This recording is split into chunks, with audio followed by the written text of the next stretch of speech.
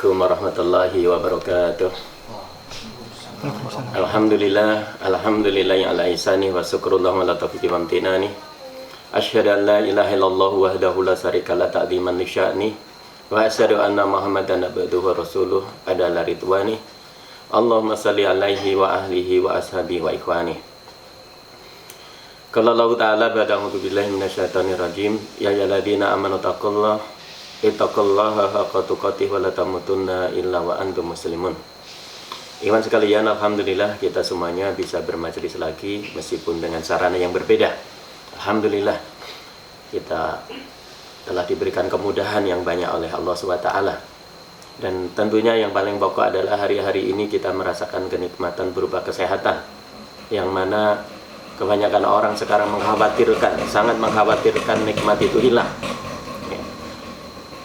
Ikhwan sekalian,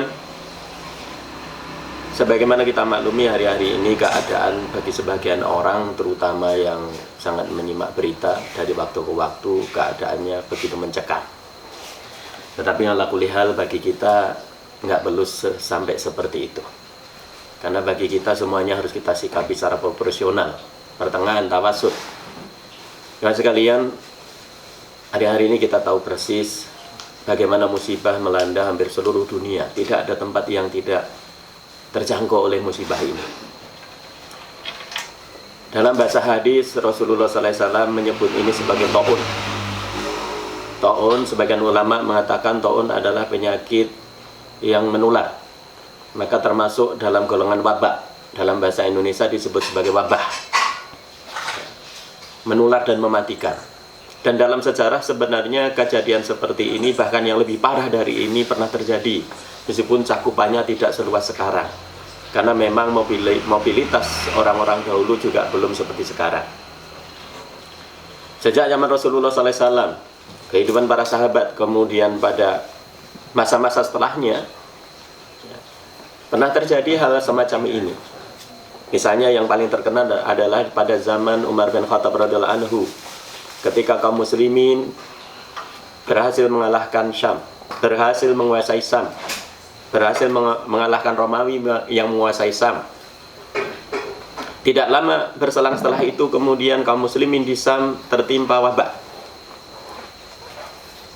ta'un, yang kejadiannya bahkan oleh sebagian para ulama disifati jauh lebih parah dibanding sekarang.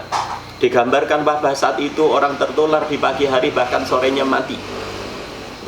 Sebagian ulama ahli sejarah mengatakan jumlah korban di Syam saat itu, ya kalau kita kenal Syam berarti wilayah Palestina, Yordan, Lebanon, sebagian Suriah itu dulu dikenal sebagai Syam. Jadi cakupannya tidak seluas seperti dunia sekarang. Itu jumlah yang meninggal itu sampai sekitar 30.000 orang. Ada yang sampai mengatakan separuh dari penduduk Syam. Bahkan sebagian sahabat-sahabat senior, ya, misalnya Abu Ubaidah Al-Jarrah, kemudian sebagian anak-anaknya Khalid bin Walid, ya, meninggal di tempat itu juga. Maka dalam sejarah sebenarnya yang disebut ta'un sebagai wabah ini pernah terjadi bahkan beberapa kali. Nah, ikhwan sekalian, bagaimana sikap kita sebagai seorang mukmin, sebagai seorang muslim mensikapi perkara-perkara seperti ini? Tentunya yang pertama yang harus kita ingat bahwa ini tidak lepas dari takdir. Semua ini wujud dari kekuasaan Allah SWT secara mutlak. Ya, ini takdir. Ya, misalnya dalam surat At-Taghabun Allah SWT menyebutkan ma asaba min musibatin illa bi'idnillah. Tidak ada sesuatu musibah pun yang menimpa seseorang kecuali dengan izin Allah. Jadi semua ini takdir. Ya, kita percaya, kita beriman bahwa semua yang terjadi di dunia ini, bahkan nanti sampai hari kiamat, itu adalah takdir Allah SWT. Ya, takdir, diantara bentuk takdir adalah terjadinya musibah seperti ini.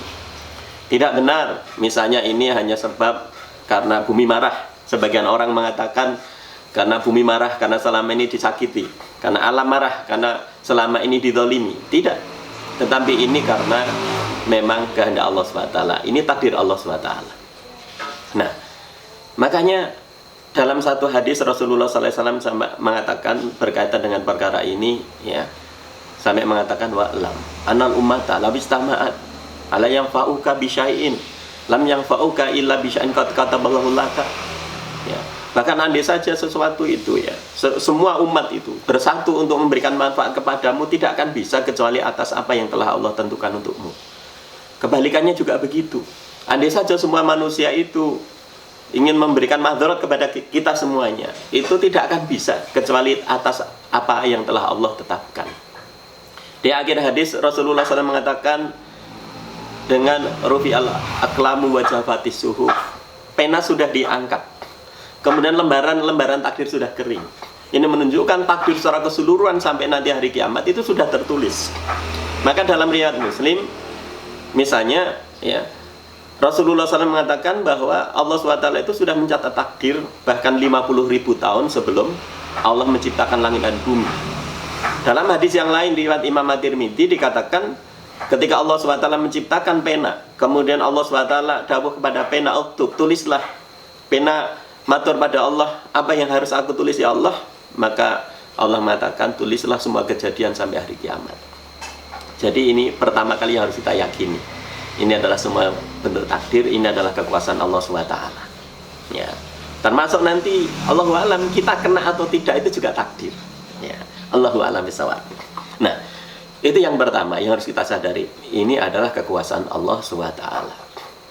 Tetapi kalau kita simak di dalam Al-Quran tentang kejadian sesuatu, itu Allah SWT kadang-kala menggunakan kalimat misalnya khalaqa. Kadang-kala Allah SWT juga menggunakan kalimat ja'ala. Nah, kaitannya dengan kerusakan, kaitannya dengan bencana, Allah SWT menariknya di sini. Allah SWT menggunakan kalimat bima kasabat. Ya.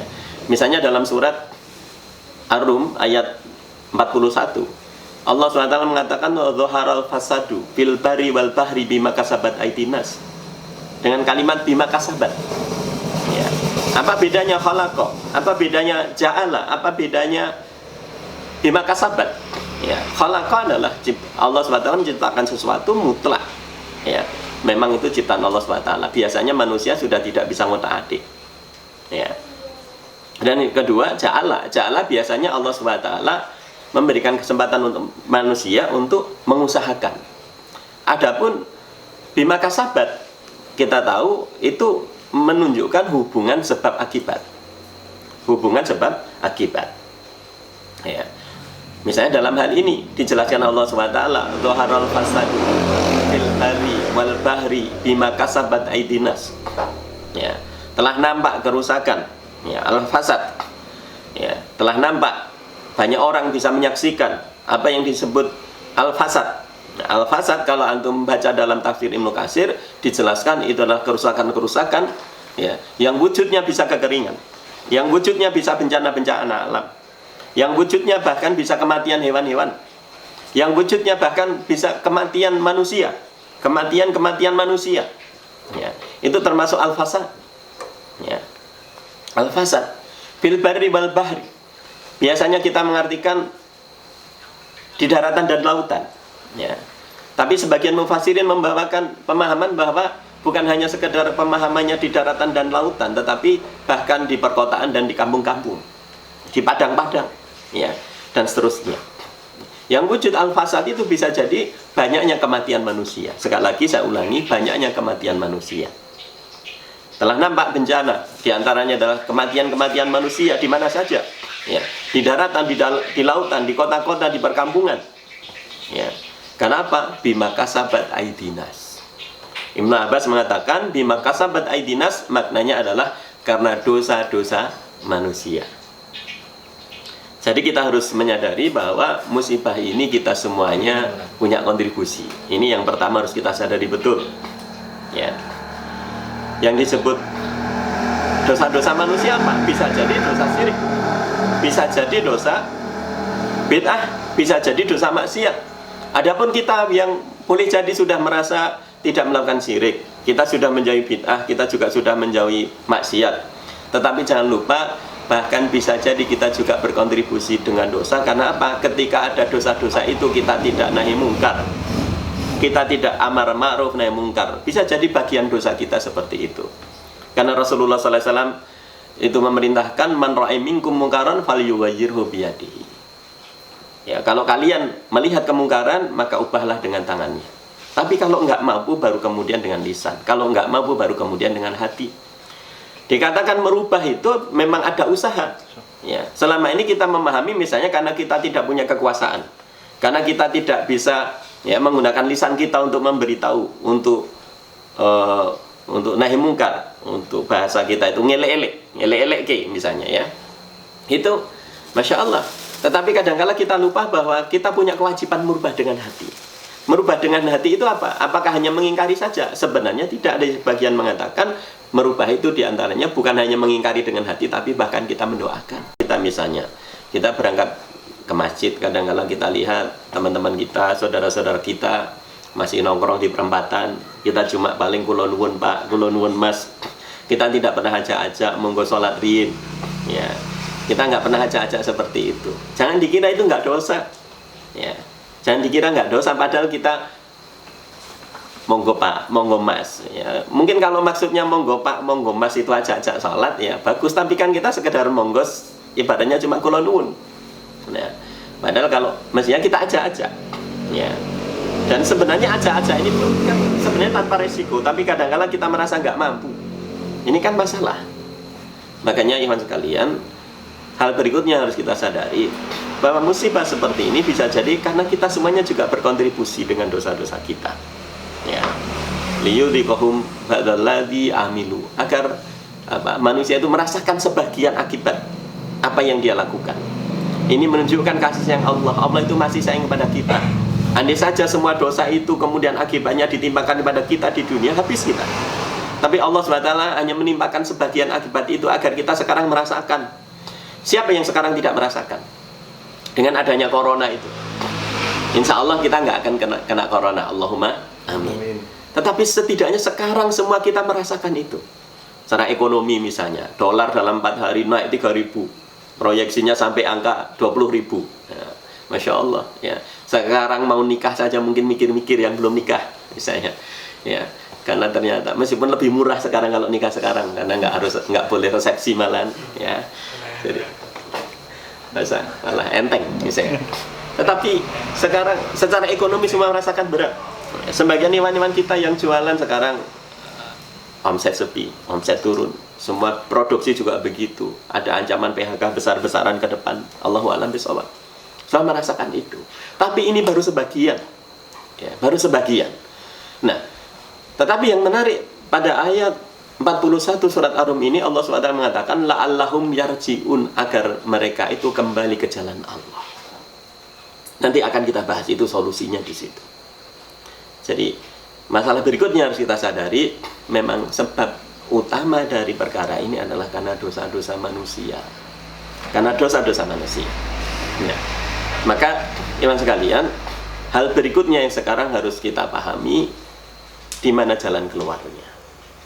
Semua negara bingung sekarang. Sekarang ngandalkan akal, ngandalkan nalar, nggak gaduh. Ya. Dengan modal seperti apapun menghadapi corona ini, kayak nggak mampu. Antum bayangkan negara-negara yang super power, negara-negara yang secara teknologi maju, orang-orang pintar banyak, dokter-dokter spesialis luar biasa banyaknya. Italia misalnya, Spanyol, Jerman, Amerika apalagi, mumet itu. Ya. Harta mereka seolah-olah nggak ada gunanya. Kemarin sebagian ikhwan ngirimi foto di Italia itu, orang-orang punya uang saja, uang dibuang di jalan-jalan. Karena apa? Merasa uang sekarang nggak ada gunanya. Ya. Ternyata uang nggak bisa menyelamatkan. Ya. Pusing mengharapkan ditemukannya vaksin, padahal kalau menurut pengalaman sebelumnya, membuat vaksin itu penelitian standarnya itu butuh waktu sekitar 1,5 tahun. Untuk bayangkan 1,5 tahun ya, kalau harus nunggu itu. Padahal di Amerika per hari 24 jam terakhir itu korban tewas sampai sekitar 1.300 orang ya. Indonesia hari ini yang positif naik sekitar 300 orang ya, termasuk di tempat kita di Klaten tambah lagi 1 orang misalnya. Dan gak jauh-jauh karena cuma jongrangan situ kan gitu. Masya Allah. Maka iman sekalian, di mana jalan keluarnya? Karena sekarang ngandalkan nalar jelas nggak sampai. Ya, ngandalkan nalar jelas nggak sampai. Dan kita tahu jalan keluar itu sudah ada dalam Al-Quran. Karena Allah yang memberikan ujian ini, maka Allah juga menuntun kita untuk keluar dari ujian ini. Misalnya kita mulai saja dari bahwa ini adalah semua takdir. Bisanya kalau ini takdir, maka kita hanya bisa pasrah, kita hanya bisa tawakal. Dan dalam tawakal Allah SWT sudah memberikan jaminan, wa may yatawakkal 'alallah wa huwa hasbuh. Barang siapa yang tawakal pada Allah, maka Allah akan memberikan kecukupan. Kecukupan di situ maknanya apa? Di antaranya adalah kecukupan perlindungan, kecukupan keselamatan. Tawakal itu seperti apa? Ibnu Rajab Al-Hambali ketika membahas tawakal, dia mengatakan tawakal itu modalnya dari hati dulu. Hati yang dia sandarkan pada Allah, hati yang dia pasrah pada Allah SWT, sikap hati yang pasrah pada Allah SWT. Ya, ini yang pertama. Jadi hati kita sekarang memang benar-benar harus kita sandarkan pada Allah SWT. Ya. Yang kedua, sempurnanya tawakal tidak cukup sampai seperti sekedar hati yang pasrah. Seperti sebagian orang-orang nyuwun sewu yang istilah ini muncul lagi dan menarik untuk pembahasan secara keilmuan. Ya, selama ini kita nggak ngerti Jabariyah, kita nggak ngerti Qadariyah. Kalau baca di pelajaran sekolah ya cuma lewat begitu saja, apa itu Jabariyah, apa itu Qadariyah. Sekarang kita bahas itu lagi, apa itu Jabariyah.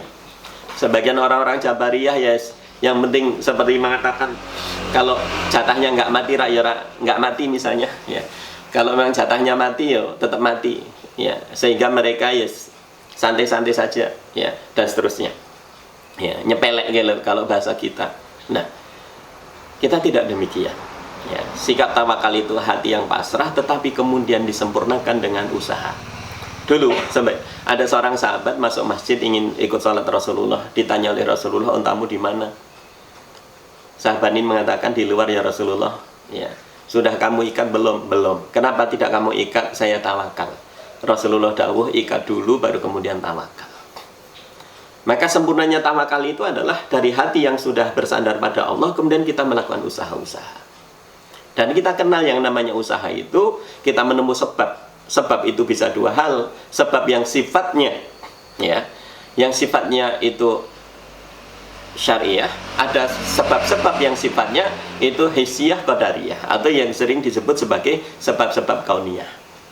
Sebab-sebab syariah Allah SWT tunjukkan banyak sekali. Misalnya yang kita baca tadi dalam surat Ar-Rum ayat 41, la'allahum yarji'un, agar manusia itu kembali ke jalan Allah. Jadi kalau ingin musibah ini selesai, mari kita segera kembali ke jalan Allah. Ya, kita kembali ke jalan Allah. Itu kuncinya. Itu kuncinya. Maka Rasulullah SAW ketika memberikan nasihat kepada Ibnu Abbas radhiyallahu anhu, dia mengatakan, "Ihfadillah yahfadka." Jagalah Allah maka Allah akan menjagamu. Jagalah Allah maka Allah akan menjagamu. Ihfadillah tajidu tujahak. Jagalah Allah maka Allah akan senantiasa di depanmu, akan membimbing hidupmu. Jalan keluar itu ada di situ. Ya. Kalau kita sekarang mau kembali kepada Allah, kita jaga aturan-aturan Allah, kita taat kepada Allah SWT, maka di situ jalan keluar. Allah akan memberikan jalan keluar. Nah, hanya saja memang kita bicara seperti ini sekarang masih berat, terutama untuk masyarakat, karena logikanya adalah baru logika-logika sifatnya ilmiah, logika-logika yang sifatnya tadi kita katakan qadariyah. Ya, hanya sekedar nyun sewu yang penting cuci tangan, itu nggak salah, itu butuh, itu perlu. Yang penting pakai masker, itu perlu, itu butuh. Tetapi bagi kita nggak cukup seperti itu. Ya, makanya banyak sekali sebenarnya, ya, sarana-sarana yang telah Allah SWT berikan, tuntunan-tuntunan dari Rasulullah SAW yang merupakan usaha-usaha secara syar'i ini.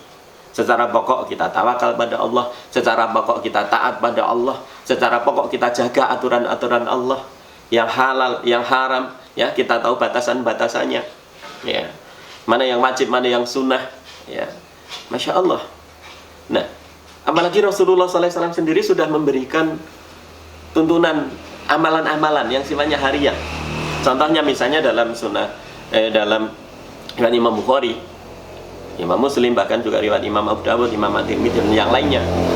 Rasulullah mengatakan barang siapa di pagi hari dan di sore hari dia membaca Bismillahi la yadhuru ma'asmi say'un fil ardi wala fis sama'i wa huwas samiul alim 3 kali, maka tidak ada bahaya apapun yang bisa menimpa dirinya.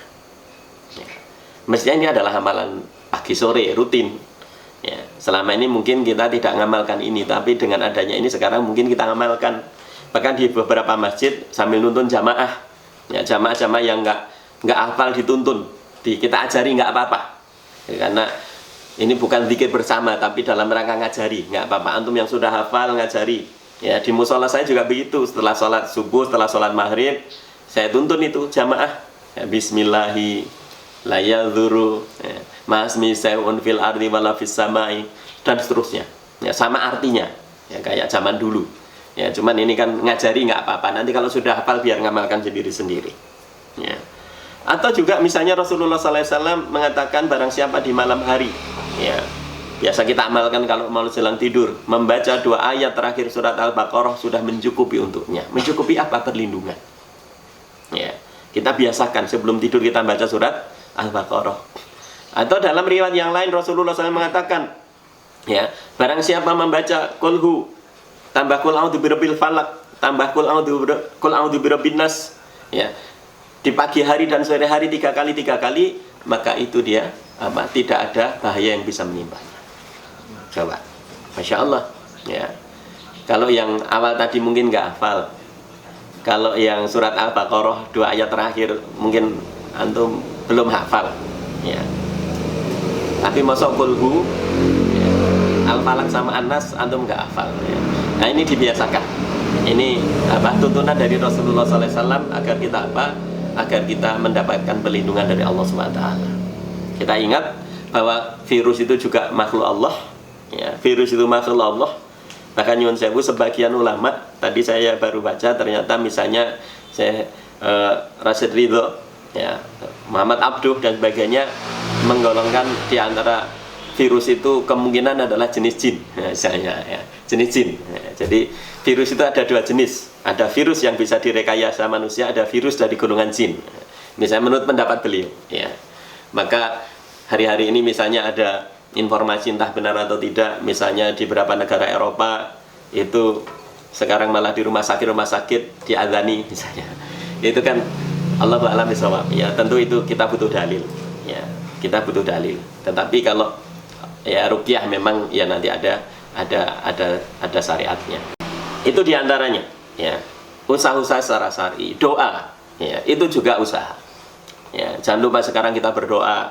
Selama ini mungkin kita nggak pernah berdoa, ya Allah saya minta selamat dari corona misalnya. Ya, karena doa ini sifatnya umum.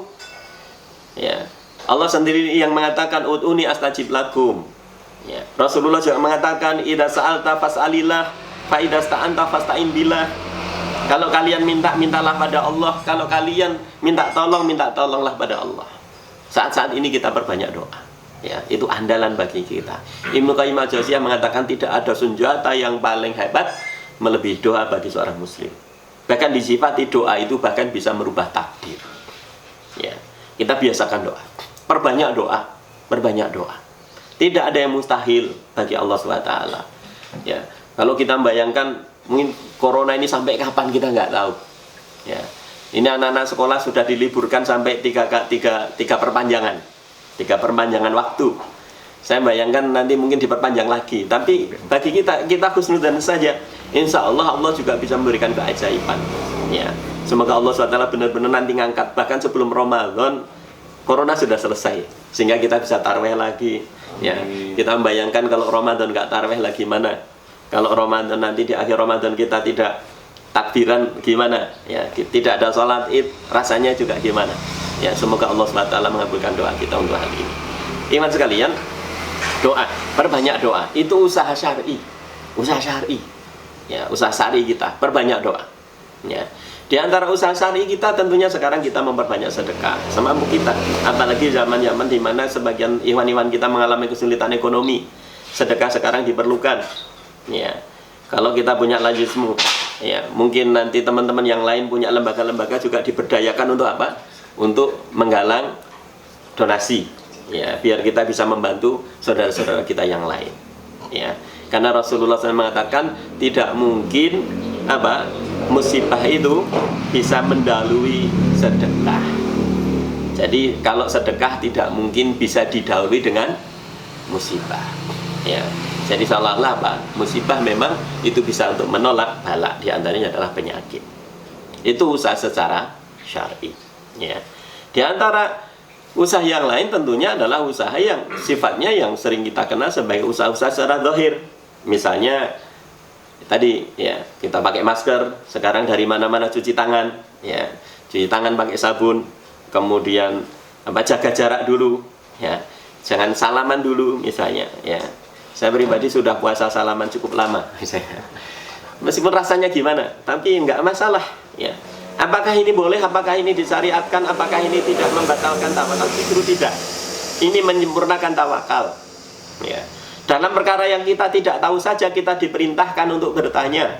Fas'al li ahli dzikri in kuntum la ta'lamun. Tanyalah pada orang yang tahu kalau kalian tidak tahu. Lah ini dalam perkara ini kita nggak tahu. Orang-orang yang ahli sekarang mereka memberitahu. Ya, kaidahnya nggak tahu saja suruh tanya. Kita sekarang nggak tanya sudah diberitahu, maka kita tinggal ikuti. Ya. Kita percaya pada dokter, kita percaya pada orang-orang yang ahli pandemik misalnya, ya. Maka kita ikuti saran-saran mereka, ya, cuci tangan, jaga jarak, ya. Mungkin di masjid-masjid AC-nya nggak dihidupin dulu bagi yang sudah pakai AC, ya. Di masjid-masjid sekarang juga soft boleh direnggangkan, ya, nggak masalah. Meskipun sebagian ustadz mengatakan daripada softnya direnggangkan lebih baik nggak sholat jamaah, ya. Kalau saya pribadi ngikuti pendapat boleh softnya direnggangkan. Ya, karena dalam fikih ada istilah malayudroku kulluhu wala yudroku juluhu. Kalau nggak bisa diambil semuanya, jangan tinggalkan semuanya. Yang penting masih bisa jamaah meskipun kehilangan keutamaan karena sebab tertentu, kita harus jaga jarak. Itu nggak masalah. Ya. Nah, ini usaha-usaha sifatnya kauni. Usaha-usaha yang disebut oleh para ulama yang disebut usaha hissiyah, qadariyah. Ya, karena memang ini usaha-usaha yang masuk akal, masuk nalar ilmiah. Ya, adapun usaha-usaha yang nggak ilmiah, yang nggak masuk nalar, yang tidak syariah, yang nggak boleh. Ya, sebagian orang kemarin sempat mempopulerkan misalnya disuruh bikin sayur 7 rupa. Ya, ini nggak nyambung. Ya, ini syirik. Ya, sebagian lagi cari batok yang lubangnya 3. Mungkin bisa jadi untuk masker, misalnya. Ya. Atau Allahu a'lam bishawab. Ya. Sebagian lagi bikin tolak bala, ini malah bikin musibah itu. Ya, itu musibah di atas musibah. Nah, kita lakukan usaha secara syariat, tapi juga usaha-usaha yang sifatnya ilmiah itu boleh. Nggak masalah. Sebagian masjid mungkin sekarang libur dulu jamaahnya karena memang mengharuskan seperti itu, juga nggak masalah. Tapi masjid-masjid yang masih aman ya tetap jamaah, tetapi harus hati-hati. Nah, selanjutnya teman sekalian, apa yang harus kita tekankan pada persoalan ini? Menurut hemat saya memang amar ma'ruf nahi mungkar. Kita lihat bagaimana dulu para salaf, ya. Penguasa zaman dulu ketika terjadi musibah, mereka itu menggalakkan nahi mungkar. Ya, Ya. Karena Rasulullah SAW sendiri pernah mengingatkan pada kita, ya, tidak mungkin musibah itu mengenai ya seluruh umat, kebanyakan manusia, kecuali sampai ada kemungkaran dan orang-orang yang mampu untuk mencegahnya, mereka tidak mencegahnya, padahal mereka mampu. Maka kalau kejadiannya sudah seperti itu, maka musibah itu akan mengenai kebanyakan manusia, seluruh manusia. Maka sekarang kita perbanyak nahi mungkar, ya, barangkali kita di Pemuda Muhammadiyah kita intenskan bagaimana caranya nahi mungkar. Apakah bikin stiker-stiker, apakah bikin seruan-seruan, bikin poster-poster, ya, banyak cara sebenarnya. Cuman selama ini kita mungkin nggak kepikiran karena kita tidak mau melakukan. Kalau kita punya komitmen, insya Allah nanti akan banyak ide untuk melakukan nahi mungkar itu. Banyak cara, ya. Sekedar di pasar-pasar mungkin kita ingatkan lagi, kita tempeli stiker kalau nimbang yang benar, ya. Kalau urusan dagang yang jujur misalnya, ya. Kemudian nanti di sekolah-sekolah diingatkan lagi tentang haramnya pacaran dan seterusnya, ya. Nah, nahi mungkar ini yang kayaknya memang sekarang perlu kita galakkan, ya. Dan banyak cara untuk itu. Karena apa? Memang itu bedanya, ya, antara tempat-tempat yang kita lihat sekarang terjadi musibah dalam skala besar dan mungkin musibah-musibah yang skalanya masih tidak begitu besar. Bedanya di situ. Dulu ketika ada tsunami di Palu misalnya, ada orang mengatakan semua praktek maksiat kesirikan itu yang terjadi di Palu itu sama. Di Jawa juga ada. Bahkan mungkin di Jawa lebih parah. Cuman bedanya apa? Kok di sana ada musibah, di Jawa belum? Ya, dan semoga memang tidak pernah. Karena di Jawa masih relatif ada nahi mungkar. Sedangkan di sana sudah nggak ada. Ya, di sana sudah nggak ada. Kemudian iman sekalian, yang terakhir yang ingin saya sampaikan, biar nanti kita banyak interaktif saja. Ya, bagi kita sekarang tentunya harus optimis bahwa jalan keluar itu ada. Ya, sebagian orang sekarang ini kan pesimis, betul-betul pesimis. Jadi negara-negara yang maju, yang canggih saja ternyata separah itu. Kira-kira nanti Indonesia bagaimana? Negara-negara yang disiplinnya luar biasa saja seperti itu. Kira-kira Indonesia gimana? Banyak orang Indonesia ini kan, coba untuk bayangkan, sekarang di jalan-jalan sudah ramai lagi.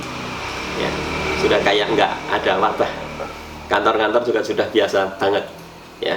Kemudian di mana, di pasar-pasar juga luar biasa, ya. Sudah kembali kayak nggak ada wabah, ya. Orang cuma disuruh pakai masker kalau keluar saja susah, ya. Disiplinnya parah, ya. Nah, kalau di negara-negara yang disiplin saja ternyata seperti itu, kira-kira di Indonesia bagaimana? Saya sering katakan, insya Allah yang membedakan kita dengan mereka terutama bukan hanya itu. Mungkin kalau secara disiplin ya, karena kita di sini memang karena keadaan. Orang disuruh di rumah gimana makannya. Banyak teman-teman bingung betul kalau di rumah gimana. Tadi pagi ada teman bikin status, bengkel saya tetap buka, potong rambut saya tetap buka. Nanti kalau ada yang nyuruh saya nutup, nanti tak suruh nyukupi kebutuhan keluarga saya, misalnya. Ya, karena memang keadaan. Tetapi teman sekalian, bedanya apa kita dengan mereka? Bedanya karena kita punya Allah. Bedanya itu, kita punya Allah. Ketika mereka bingung, mereka berdoanya bukan kepada Allah. Ya, ketika mereka bingung, mereka bersandarnya kepada selain Allah. Mereka berdoa kepada Tuhan-Tuhan mereka, yang mereka itu keliru. Sedangkan kita punya Tuhan yang benar, yakni Allah SWT, yang memang memiliki hak untuk disembah. Ya, satu-satunya Tuhan yang memiliki hak untuk disembah. Ya, makanya teman sekalian, itu yang menjadikan kita optimis. Karena corona itu asalnya juga dari Allah, itu ciptaan Allah, itu makhluknya Allah, ya. Dan semuanya kuasa Allah. Dan ketika kita minta pada Allah, ya, Allah sendiri sudah nyamin, ud'uni astajib lakum. Mintalah kepadaku, maka akan aku kabulkan. Dan jaminan-jaminan yang lain dalam Al-Quran yang banyak sekali, ya. Maka hari-hari ini kita perbanyak kita untuk lebih takarub, untuk mendekat pada Allah SWT. Karena jalan keluar itu ada di situ. Sepanjang kita optimis, kita berprasangka baik kepada Allah. Bukankah Rasulullah pernah mengatakan dalam satu hadis qudsi bahwa Allah mengatakan, aku menurut prasangka hambaku. Ya, aku menurut prasangka hambaku. Kalau kita optimis, kita berprasangka baik pada Allah, insya Allah semua akan baik-baik saja. Bahkan semua akan lebih baik. Ya, itu yang harus kita tekankan. Kemudian yang terakhir adalah jangan sampai kita ini jadi bagian dari masalah. Ya, kita usahakan kita semua ini jadi solusi dari masalah. Dari sekedar berita misalnya. Ya, jangan sampai kita ini nge-share berita-berita yang nggak benar. Ya, mosok kemarin ada yang share berita 3 hari kita harus berhenti total rumah karena mau ada angin yang bawa virus. Ini kan aneh-aneh saja gitu ya. Ya kayak gitu, itu jadi tambah masalah, orang jadi tambah takut. Orang jadi tambah takut. Ya. Share berita-berita yang positif. Ya. Kalau mungkin cukup kalau berita-berita yang tentang corona itu yang resmi saja. Yang resmi, yang nggak resmi-resmi itu nggak usah di-share. Ya. Kemudian kalau itu tentang informasi-informasi, pastikan itu valid. Itu valid. Ya. Karena sebagian orang karena pengen dagangannya laris sekarang dikait-kaitkan dengan corona. Misalnya mereka jualannya apa, maka mereka akan katakan bahwa ini bisa menjadi penangkal corona misalnya. Maka kemudian nanti jadi harganya mahal dan seterusnya. Ya. Intinya urusan media ini kita harus hati-hati sekarang. Jadi jangan jadi masalah. Tapi jadilah kita bagian yang menyelesaikan masalah. Kita kirimkan berita-berita yang optimis, yang baik, ya. Kita ingatkan untuk lebih mendekatkan diri pada Allah SWT, ya. Cari cara cari cara agar kita tetap bisa melakukan amal-amal soleh. Ya, cari cara. Ya, bagaimana misalnya kalau sekarang sebagian kita karena nggak jamaah di masjid, ya, karena saya yakin tetap kualitas orang, disiplin orang untuk sholat ketika jamaah dan tidak jamaah itu beda. Ketika orang sholat di rumah, ya biasanya agak kendur. Beda kalau sholat jamaah di masjid. Maka bagaimana bagi teman-teman yang sholat di rumah itu agar tetap semangat, agar tetap tepat waktu diingatkan. Ya, di grup-grup kita ingatkan waktunya sholat dan sebagainya. Bagi yang masih bisa jamaah, tetap berusaha jamaah. Ya, ini yang perlu kita ingatkan. Sementara ini kita dihati-hatikan agar apa? Agar kita hati-hati dari virus. Tapi kita tidak dihati-hatikan dari meninggalkan kewajiban yang mestinya itu masih menjadi kewajiban kita. Ya, maka sering saya katakan bagi tempat-tempat yang masih aman tetap jamaah. Ya, meskipun harus hati-hati, harus disiasati, harus mengikuti protokol kesehatan, protokol kebersihan. Ya, untuk sholat Jumat juga demikian. Ya, bahkan Allahu a'lam. Ya, sebagian teman-teman kan kenyataannya ada tempat-tempat yang mungkin jamaahnya cuma 5 orang, 10 orang, itu pun nggak pernah kemana-mana. Itu sudah ikut-ikutan libur jamaah. Ini kan sebenarnya juga kurang pas. Karena meskipun dari perserikatan itu ada himbauan, tapi sifatnya itu himbauan. Dan himbauan memang diambil yang ekstrim. Ya, diambil yang ekstrim. Itu masih memberikan kelonggaran bagi tempat-tempat yang masih benar-benar aman, itu nggak apa-apa. Sepanjang apa? Memang harus berhati-hati. Sikap kita sebagai seorang mukmin itu takut banget ya nggak boleh. Tapi nyun sewu, kalau orang Jawa mengatakan nyepelek kayak banget ya nggak boleh. Kita tengah-tengah. Tengah-tengah itu apa? Kita tetap berusaha maksimal dalam melakukan kewajiban kita, tetapi kita juga harus maksimal dalam kehati-hatian kita. Demikian, kalau nanti ada pertanyaan bisa kita bahas. Assalamualaikum warahmatullahi wabarakatuh.